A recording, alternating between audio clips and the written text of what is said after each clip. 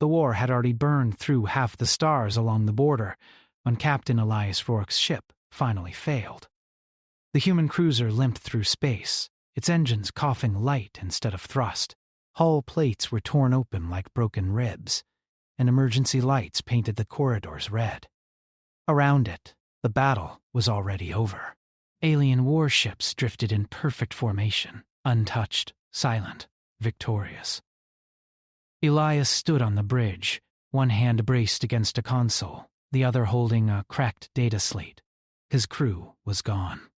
Some had escaped in pods. Some had died buying time for civilians far behind the lines. That had been the mission. Delay, distract, die if needed. Humans were good at that. A warning sounded, not an alarm. Something colder, a boarding signal. Elias exhaled slowly and placed the slate down. He straightened his uniform, even though it was torn and stained with blood that might not all be his. Then he stepped away from the command chair and waited. The airlock opened with mechanical calm. They entered like a tide. Tall, armored figures with smooth, dark plating and glowing markings along their shoulders. Their movements were precise, practiced, without fear or anger. To them, this was not battle anymore. It was cleanup. At their center walked Commander Valthira.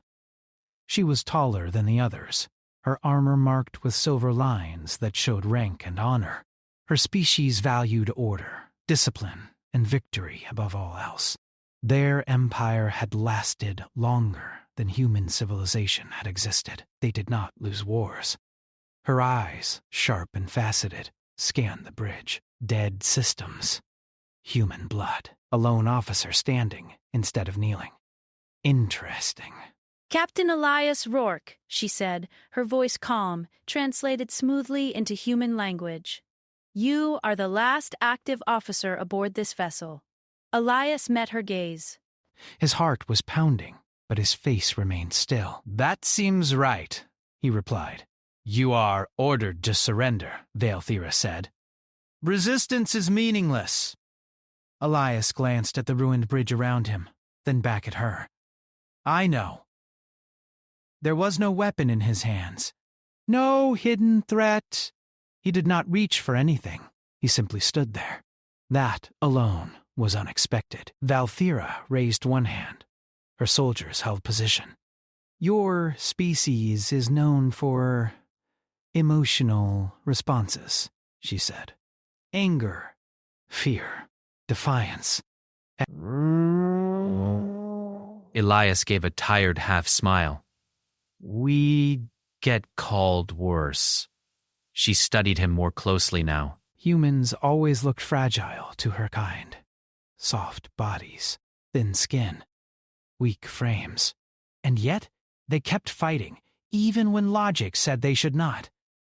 You are a prisoner of war, Valthira continued. You will be questioned. Then you will be executed.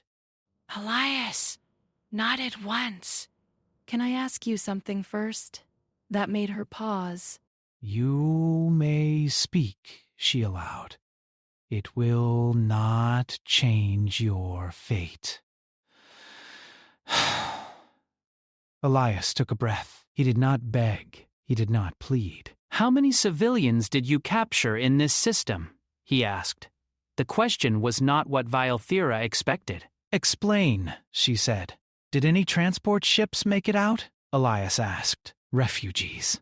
Families. Non-combatants. Valthira tilted her head slightly. Her species had a concept of civilians, but they were secondary to victory. Several unarmed vessels escaped during the engagement, she answered. Your fleet delayed pursuit. Elias closed his eyes for just a moment. When he opened them again, there was relief there. Not for himself. Then it was worth it, he said quietly. Valthira felt something unfamiliar tighten in her chest. She had seen prisoners scream. She had seen them curse. She had seen them bargain. But this human was relieved that others had lived, even though he would not. She signaled her soldiers. Restrain! Hennessy cuffs snapped around Elias's wrists. He did not resist. As they led him away, the ruined bridge behind them went dark. The prison ship was cold, silent, and efficient. Elias was placed in a containment cell with transparent walls and no furniture. Medical drones treated his wounds without care or cruelty. Just function. Valthira observed from outside the cell. "You will answer questions," she said. "Cooperate, and your death will be painless." Elias sat on the floor, his back against the wall. He looked up at her. "Can I ask you something too?" She hesitated again. Twice now, this human had stepped outside expected behavior. "Speak," she said. "Why fight us?" Elias asked. "Really?" Valthira narrowed her eyes. "Your species expands without restraint," she replied. "You destabilize regions." "You refuse to submit to established order." Elias nodded slowly. "That sounds like us. You accept this judgment?" she asked. "No," Elias said. "But I understand why you'd think that." That answer unsettled her. "Humans avoid surrender," Valthira said, "even when defeat is certain." Elias shrugged slightly, the cuffs humming. "We don't fight because we think we'll win," he said. "We fight because someone has to." Valthira studied him for a long moment. "Your species is inefficient," she said. "You sacrifice resources. You protect the weak." "You refuse logical retreats." Elias met her gaze. "We call that not leaving people behind." Silence stretched between them. Finally, Valthira turned away. "You will be interrogated tomorrow," she said. "Rest." As she left, Elias leaned his head back against the wall and stared at the ceiling. He was afraid. Of course he was. But fear did not own him. Across the ship, alarms suddenly flared.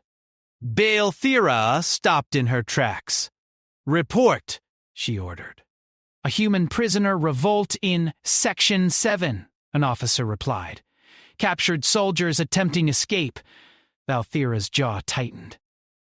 Human prisoners were unpredictable, dangerous. She turned and looked back at Elias's cell through the corridor window. He was still sitting there, eyes closed.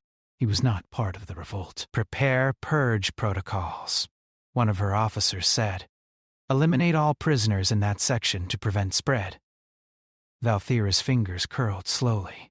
"All prisoners?" she asked. "Yes, Commander." She looked again at Elias. He had asked about civilians. He had cared about others more than himself. He had not tried to escape. "Delay," she said sharply. Her officer hesitated. "Commander?" "Seal this cell," Valthira ordered. "Override. Purge in this corridor. That is against." "Do it," she snapped. The officer obeyed. Moments later, distant energy fire echoed through the ship. Screams followed. Then, silence. Valthira stood alone outside Elias's cell, listening to the quiet aftermath. She activated the cell's audio channel. "You are alive because I chose it," she said. Elias opened his eyes and looked at her. "Thank you," he said, simply. She did not respond. She cut the channel and walked away, her thoughts heavy and unfamiliar. She had disobeyed a minor protocol, but it felt like something much larger had begun. Far beyond the prison ship, human fleets regrouped, wounded but unbroken. And unknowingly, one of the enemy's finest commanders had taken her first step away from her own species. The prison ship moved through deep space like a silent blade, far from any active battlefield. Its halls were clean, controlled, and quiet. But the silence was heavy. It carried the weight of everything that had already ended and everything that would soon be destroyed. Captain Elias Rourke remained in his cell, alive only because one alien commander had chosen hesitation over obedience. He did not know why she had done it. The lights in his cell dimmed slightly, shifting into a rest cycle. Time passed without clear markers. His body ached, but his mind refused to rest. He kept thinking about his crew, about the civilians who had escaped, and about the strange alien officer who had looked at him not as prey, but as a question. Commander Valthera stood in the observation chamber several levels above. A holographic map of the war glowed in front of her, filled with red and blue symbols. Red marked human losses. Blue marked her own species' expansion. The blue was winning. "You delayed purge protocols," said one of her senior officers, standing behind her. His voice was careful, respectful, but sharp. That choice requires explanation. Valthera did not turn. "The prisoner in that corridor was not involved in the revolt," she said. "Executing him would have gained nothing. It would have maintained order," the officer replied. "Order was already restored," Valthera said calmly. The officer hesitated. "Your reports regarding the human captain are detailed." "He is an anomaly," she said. "All humans are anomalies," the officer replied. "That is why they must be erased." Valthera finally turned to face him. "No," she said. "That is why they are dangerous." The officer studied her for a moment, then inclined his head and stepped away. But doubt lingered behind his eyes. Valthera dismissed the map and walked alone through the ship. Her people believed war was a science. Every move had a correct answer. Emotion was weakness. Mercy was waste.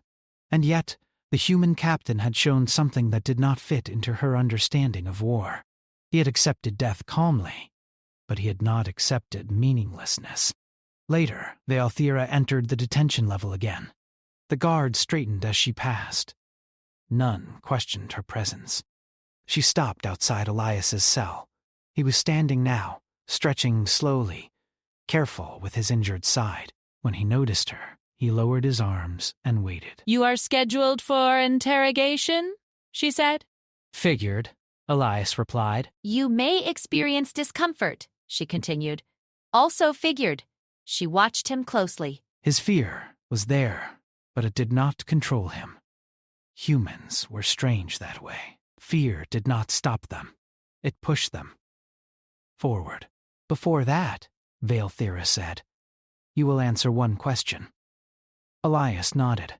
"Fair enough. Why did your people launch a counterattack when retreat was possible?" she asked. "Your losses were extreme." Elias leaned back against the wall. "Because we were buying time," he said. "We knew we couldn't win that fight." "Then why fight at all?" she asked. He looked at her, really looked at her, as if she were not the enemy. "Because someone else might," he said. "Because if we didn't slow you down, entire worlds would fall without warning. Because sometimes losing badly is still better than letting others lose alone." Valthera felt that tightening again, sharper now.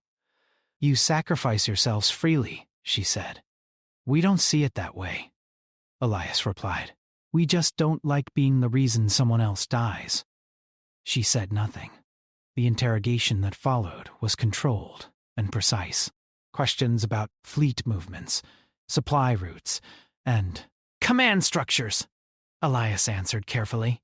Sometimes truth, sometimes silence, sometimes half answers that gave nothing away. The neural scanner hummed, searching for deception. It found stress, pain, fear, but it did not find betrayal. After hours, Valthera ended the session. "He has given all he will," she told the technicians. "Return him to his cell." One of them paused. "Commander, his execution window is postponed," she said. "On whose authority?" "Mine." The room went still. Valthera met their gazes without flinching. "I will take responsibility." Elias was escorted back, exhausted but alive. As his cell sealed, he looked at her. You keep doing that, he said quietly. Doing what? She asked. Saving me. She held his gaze through the barrier. Do not misunderstand, she said. Your life remains forfeit. Sure, Elias replied, but it's still my life. That night, the ship intercepted a distress signal. Human. A damaged transport, drifting, engines failing. Civilian signatures detected. No weapons. No escorts. Valthera watched the data scroll across the command display.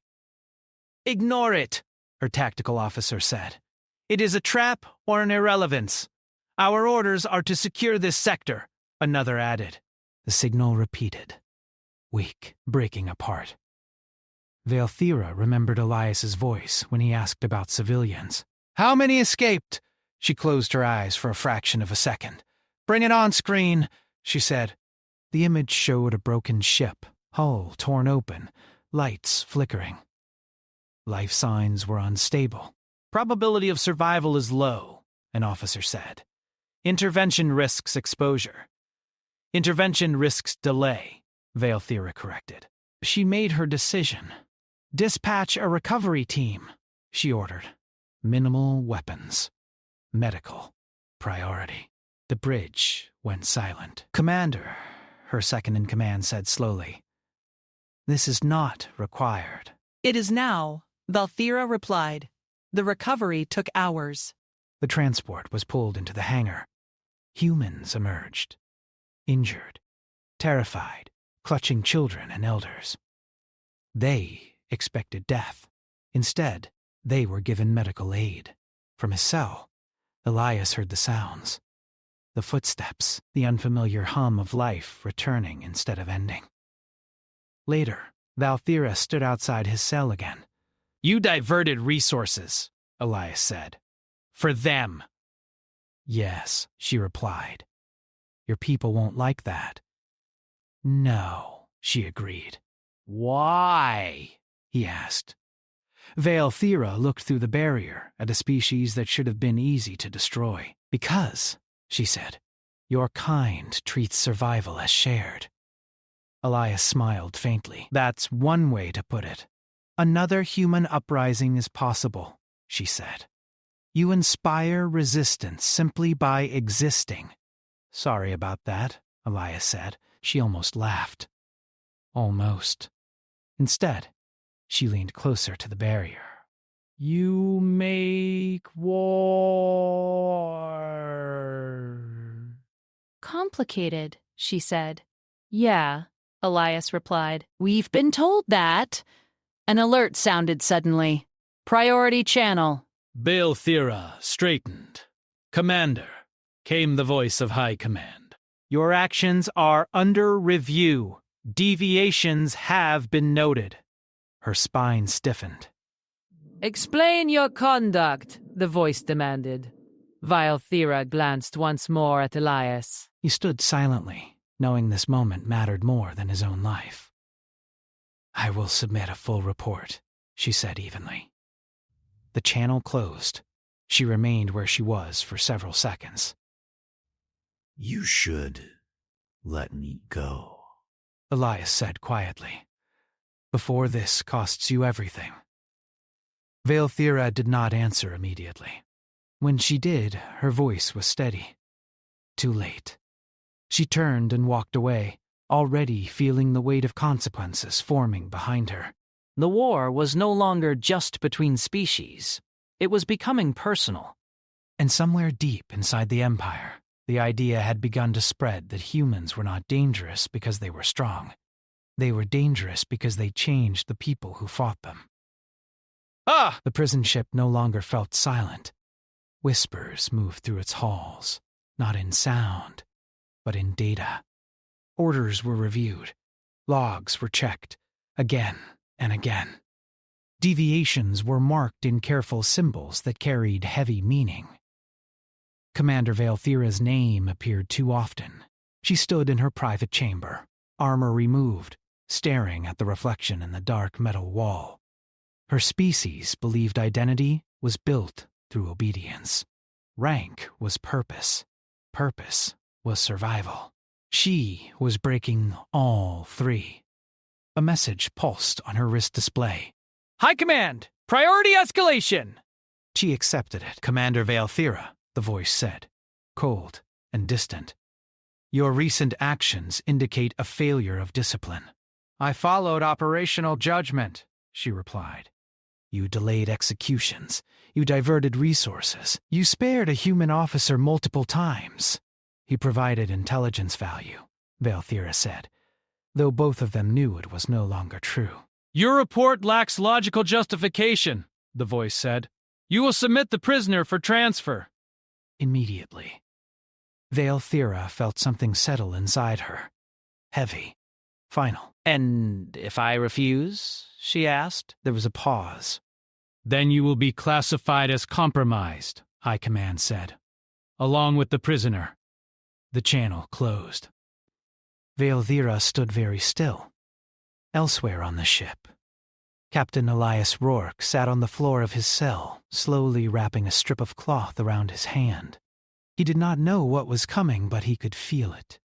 Humans had always been good at sensing when things were about to go wrong. The lights flickered once, then twice. An alarm began to sound, not loud. Controlled.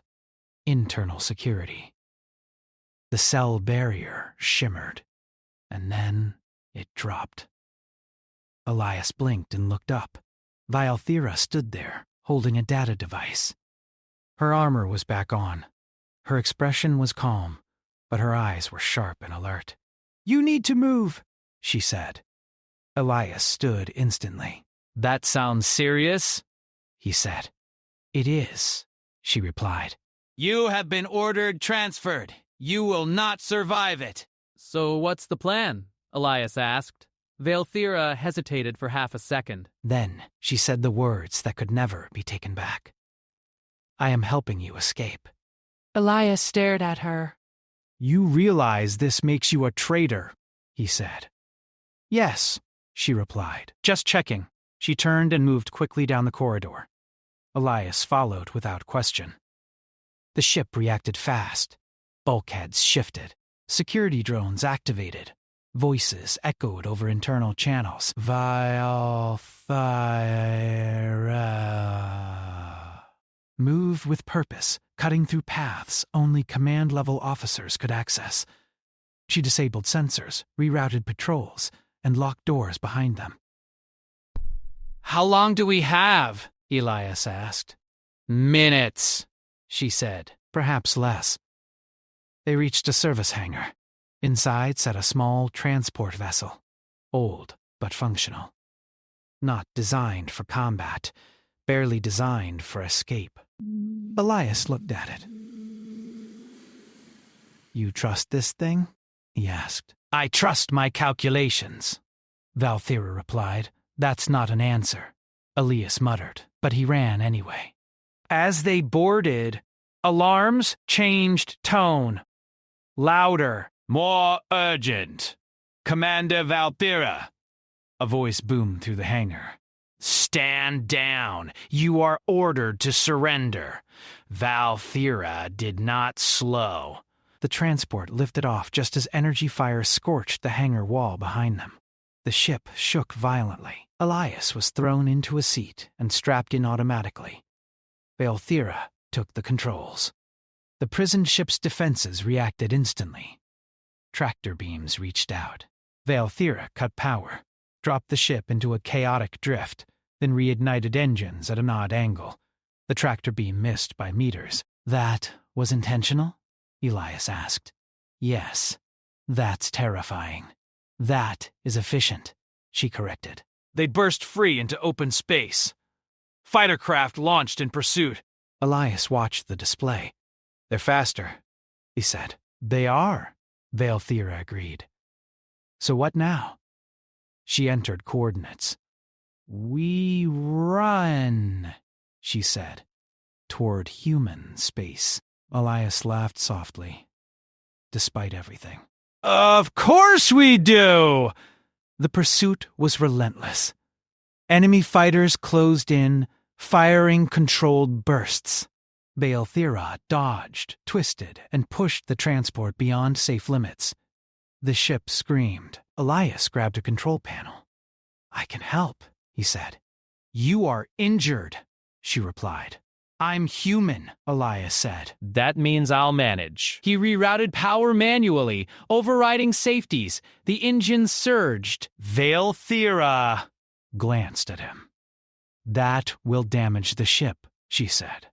"It already is," Elias replied. "Let it complain." A blast struck the hull. Warning lights flared. They broke through a debris field, wreckage from an old battle. Dead ships drifted like ghosts. The pursuing fighters hesitated. Balethira did not. She flew straight into the field. "Are you insane?" Elias shouted. "Yes," she said. "According to my people." Metal tore against metal. Debris scraped the hull. One pursuing fighter clipped a wreck and exploded. Another veered off. They emerged battered, but free. Silence followed. For a long moment, neither of them spoke. Then Elias let out a breath. "Well," he said, "you definitely crossed the line." Balethira did not respond immediately. Her hands were shaking slightly on the controls. "I have lost my rank," she said finally. "My future. My home." Elias looked at her. "You saved lives," he said. "Including mine." "That may not matter," she replied. "It does to us." They reached the edge of human-controlled space hours later. The transport was barely holding together. Human patrol ships appeared on scanners. Balethira slowed. "If they fire," she said, "I will not resist." "They won't," Elias replied. "Why are you certain?" Elias smiled faintly. "Because we don't shoot first at someone running toward us for help." The human ships hailed them. Weapons stayed cold. Elias answered. "This is Captain Elias Rourke," he said, "requesting asylum. We have a guest." There was a long pause. Then the response came. "Bring them in." As the transport docked, medical teams rushed forward. Armed soldiers followed, cautious but curious. Balethira stepped out slowly, unarmed. Every weapon turned toward her. Elias stepped in front of her without thinking. "She's with me," he said. That alone caused murmurs. Humans stared at the alien commander who had betrayed her own kind. Balethira watched them closely. Fear was there. Anger. Suspicion. But not hatred. Medical officers pulled Elias aside. He resisted until Balethira spoke. "Go," she said. "You are injured." He hesitated, then nodded. As they led him away, Balethira stood alone among humans. She expected chains. Instead, she was offered water. A human officer approached her. "You saved civilians," he said. "And one of ours." "Yes," Balethira replied. "That counts," he said. From across the bay, Elias looked back at her. She had crossed an impossible distance, not through space, but through belief. Behind them, far away, her species marked her as lost. Ahead of her, humanity had not yet decided what she would become. But one thing was already clear. She had chosen. And there was no going back. Human space was not what Balethira expected. She had studied it on maps and reports, seen it as clusters of inefficient systems held together by chance and stubbornness. In reality, it felt alive. Ships moved constantly, damaged hulls being repaired next to brand new ones. Civilians worked beside soldiers. Engineers argued loudly while laughing. There was no clean separation between war and life. It was chaos, but it was organized chaos. Balethira stood in a secured observation room overlooking a massive human fleet yard. She was not restrained, but she was watched. Humans did not trust easily, but they did not hide their intentions either. Captain Elias Rourke had survived surgery. He stood beside her now, his arm in a brace, his face pale but alert. "You should be resting," she said. "So should you," Elias replied. "Pretty sure betraying an empire is stressful." "I am considered erased," she said. "My name will be removed from records." "My existence will be denied." Welcome to humanity, Elias said lightly. "We get erased a lot." Somehow, we keep showing up. Below them, a human commander spoke to a mixed group of officers, pilots, and engineers. There was no single uniform style, no perfect formation. Veilthera frowned. "This is your war council?" she asked. "Yep. It lacks hierarchy," Elias smiled. "It has one." "It just changes every 5 minutes." A large tactical display appeared, showing enemy movements. Blue symbols advanced steadily. Clean lines. Perfect timing. Veilthera felt a familiar cold certainty. "They will strike here," she said, pointing to a system near the edge of human space. "And here. Your defenses are weak." "We know," a human admiral said, overhearing her. "That's why we're letting them." Veilthera turned sharply. "That is illogical," she said. "Probably," the admiral replied, "but not the war." Veilthera stared at the display again. "You are drawing them in," she said slowly. "Yep," Elias said. "They like clean wins, straight lines, predictable results. That is strength," Veilthera said. "That's habit," Elias corrected. "Plans formed quickly." Humans did not argue about whether something was possible. They argued about whether it was worth the cost. Once decided, they moved fast. Veilthera provided intelligence, fleet timings, command doctrines, response delays. Each piece made human officers look more concerned. "They're stronger than we thought," one pilot said. "No," Elias replied. "They're exactly what we thought. We just haven't been desperate enough yet. The enemy fleet arrived sooner than expected.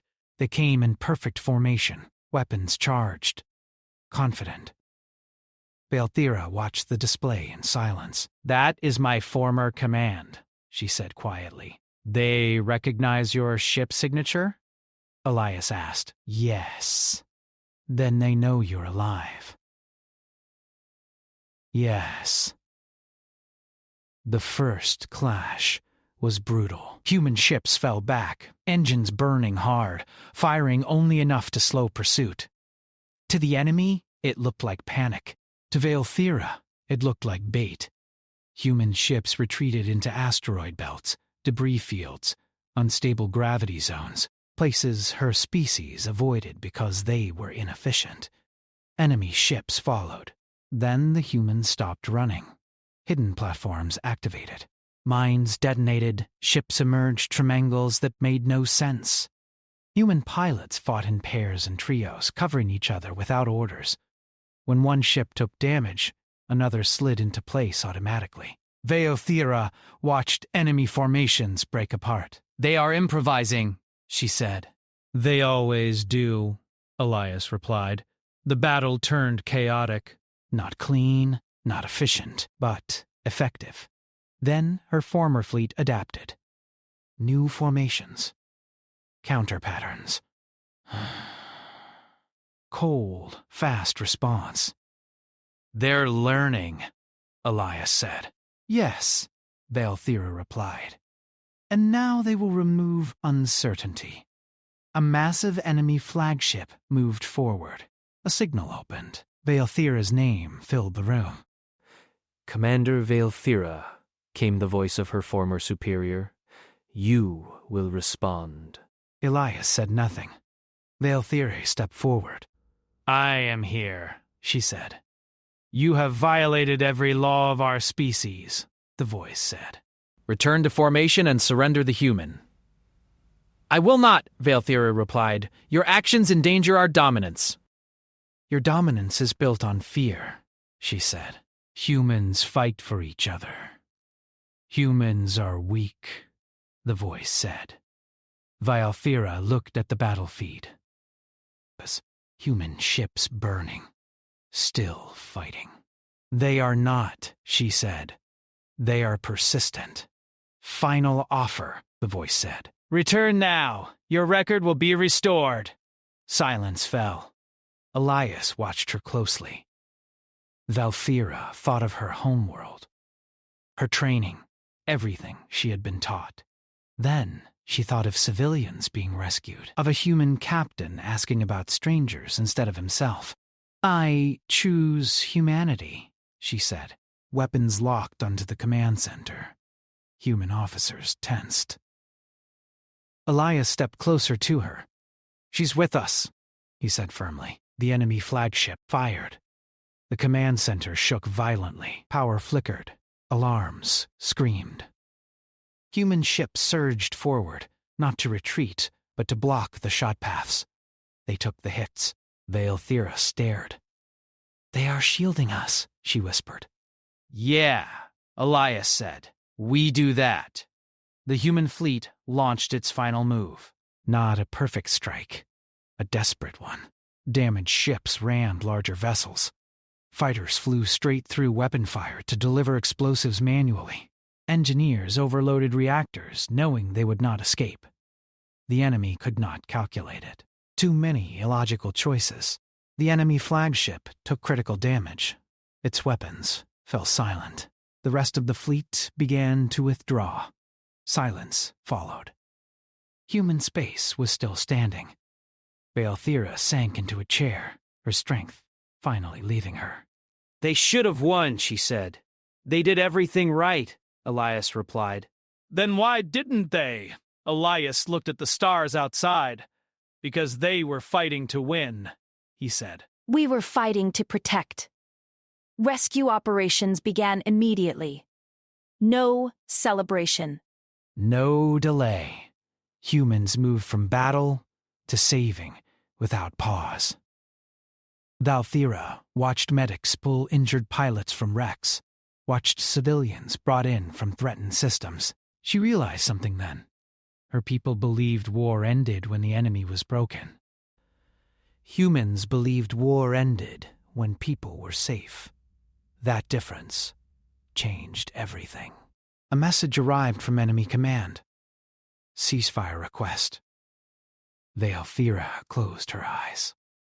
The war was not over, but it was bending, and she had been the breaking point. The ceasefire did not bring peace. It brought silence, and silence made everyone uneasy.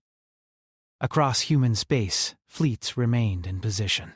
Weapons stayed powered. No one celebrated. Humans had learned the hard way that silence could be a weapon too. Valthira stood beside Elias on the command deck of a human flagship. She wore no armor now, just a simple uniform, stripped of rank and symbol. To her people, she no longer existed. To humanity, she was something new. Something uncertain. The enemy delegation arrived 3 days later. Their ships entered slowly, carefully, as if afraid that one wrong movement would restart the war. They docked under strict watch. No one trusted easily, but humans still followed protocol. They always did. The meeting chamber was large, open, and deliberately plain. No displays of power, no intimidation. Valthira recognized the faces that appeared on the far side of the table. Former superiors, strategists. Leaders who had once spoken of humans as numbers on a screen. They looked at her now. Commander Valthira, one of them said. Or whatever you call yourself now. I have no title, she replied. Only responsibility. You betrayed your species, another said coldly. I acted, Valthira answered, when your logic failed. Murmurs rippled through the room. Elias stood silently at her side. His wounds had not fully healed, but he refused to sit. You stand here because we allowed it, the alien leader said. Your kind is still weak, Elias finally spoke. Then why are you here? He asked. The room went still. If you were winning, Elias continued calmly, you wouldn't be negotiating. You'd be finishing us. The alien leader's eyes narrowed. You survived through recklessness, he said. Through waste. Yes, Elias replied. We did. Valthira watched her former people struggle with something they had never handled well. Uncertainty. Humans did not win because they were stronger. Or smarter. Or older. They won because they refused to stop choosing each other. The talks dragged on. Demands. Counter-demands. Threats that sounded hollow now. Then, an alert cut through the chamber. Unknown fleet signatures. Massive. Valthira's breath caught. That is not ours, one alien officer said sharply. Human commanders moved instantly. It's a third faction, Elias said. Scavengers. They'd been waiting for us to bleed each other. The new fleet moved fast, aggressive, ignoring all hails. Weapons charged. They intend to wipe out both sides, a human officer said. The ceasefire shattered in seconds. Human and alien ships scrambled. Confusion spread. The enemy delegation realized the truth too late. This is your fault, one alien shouted at Valthira. No, she replied.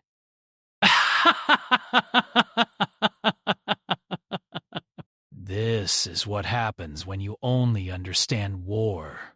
The third faction struck without mercy. Human civilian sectors were in range. Elias looked at the tactical display. They're going straight for evacuation routes, he said. Valthira felt her chest tighten.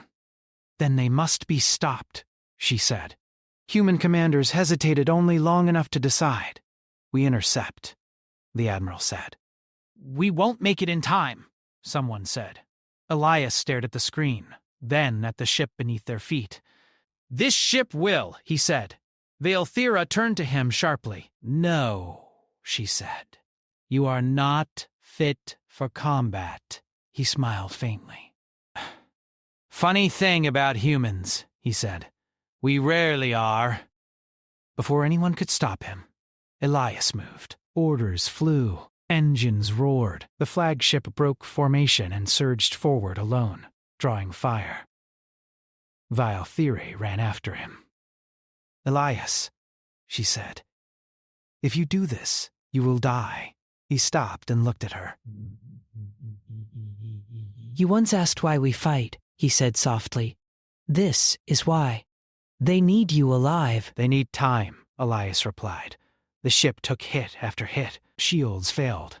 Hull breached. Human escorts tried to follow, but the flagship was already too far ahead. Elias stayed on the bridge as evacuation alarms sounded. Valthira realized what he was doing. You are overloading the core, she said. Yes, that will destroy the enemy ships near you, she said. And this. One, Elias replied. She stepped closer, her voice shaking for the first time.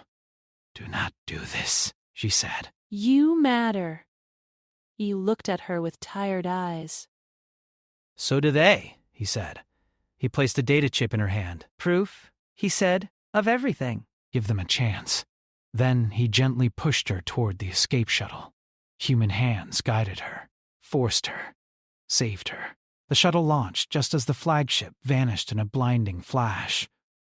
The explosion tore through the enemy formation. Several ships were destroyed, the rest scattered in panic. Human and alien fleets surged forward together now, no longer separated by old lines.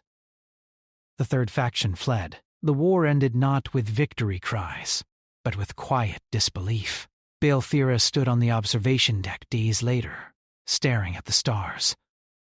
Elias was gone. The ceasefire became a treaty, then an alliance. The galaxy took notice. An alien commander had chosen humanity over her own species. and humanity had answered by standing between her and the universe. Vialthira became the first non-human ambassador to Earth. She spoke simply. Humans are not the strongest, she told the gathered worlds. They are not the oldest. They are not the most logical. She paused. But if a human calls you friend, they will burn themselves into the dark so you do not have to. Across the stars, a new truth spread. Humanity was not dangerous because it conquered. Humanity was dangerous because it cared. And the galaxy would never underestimate them again.